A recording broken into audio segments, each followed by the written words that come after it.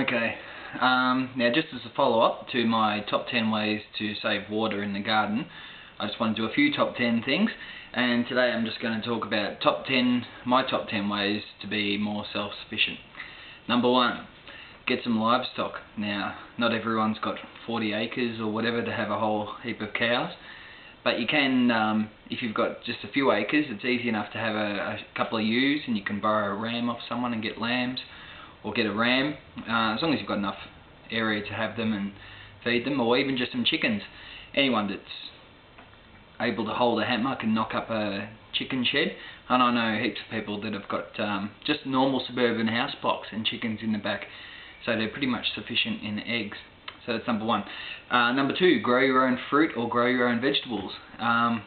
You've probably seen in other videos the vegetable gardens I tend to go on about. It's easy to grow your own vegetables, and it's very satisfying too. You can grow your own fruit if you haven't got room for a vegetable garden and you want to put a tree in somewhere. It's easy enough to just put in a plum tree or a cherry tree or an apple tree, or even just on the, you've got to adapt to the area you've got. If you've just got a bit of wall space, you could grow passion fruit or kiwi fruit, or have raspberries growing in runners up along the fence line. There's heaps of things you can do like that. Number 3, do your own mending and sewing, etc. at home. So if you've got a hole in your sock, rather than just throw the socks out, learn how to mend socks, learn how to sew, learn how to repair your own thing. Like if something's gone, you just throw it away, you don't want to keep it. But if it's just got a tear in it, rather than get a whole new one, you can just sew it up and keep it. Number 4, use your own household products that you've made. Now, if we all swap to eco-friendly detergents and cleaners, etc., I think that's a good thing. But you can utilise your own cleaners as well. I'd still use a lot of, industrial cleaners as such. But things like you can make up your own things with vinegar and lemon juice and salt and borax, things like that. Have a look on the internet. You'll find different places that you can actually give you lists of different household cleaners you can make for yourself. Number 5, utilise the wild larder. So that means if you find a wild apple tree growing somewhere, or blackberries along a hedge somewhere close by, and you can pick them, go home, make jam, make a jelly. If you find wild cress growing somewhere, mushrooms, anything like that. Obviously be careful of the mushrooms you pick, make sure you identify them before you just take them and eat them. But there's heaps of things out there that you can find and take home and make something out of. Number 6 is the local barter or exchange system.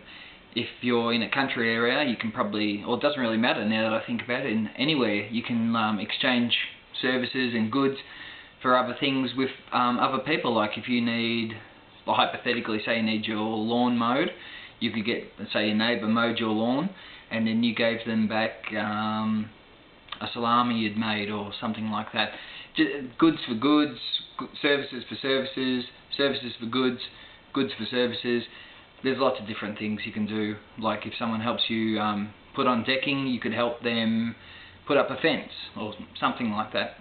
Number 7, sell homemade produce and homemade products.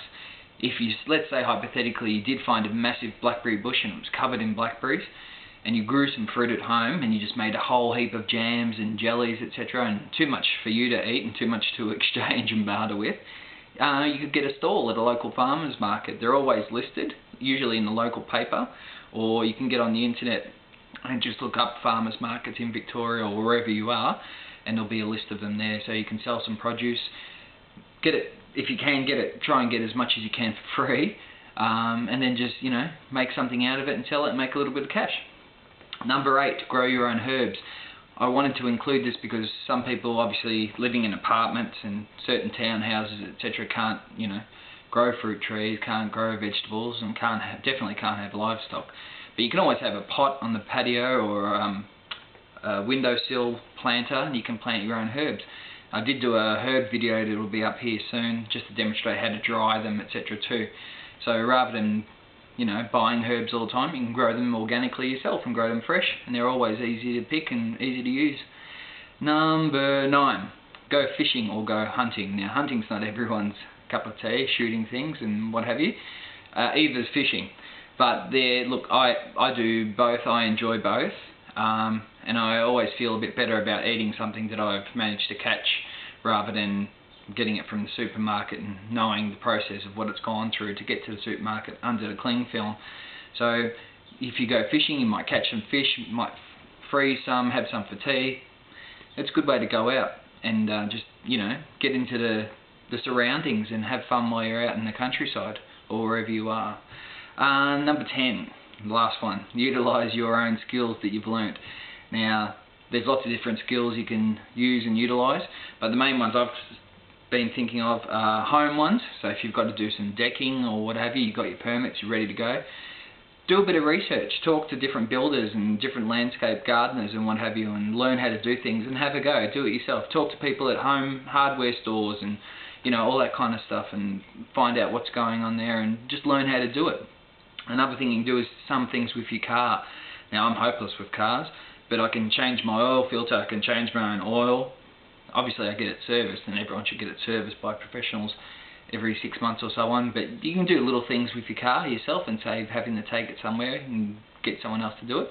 Number 3 is just learn some skills in the garden, retaining walls, pathways, paving, all that kind of stuff. It's easy enough to do. Most garden and nursery supply places have all the products, sands and cements and sleepers and H channels and all that kind of stuff that you need. That's it, number 10, that was it. Alright, if you have any questions or have any other suggestions, I'll make up another top 10 if I get enough suggestions.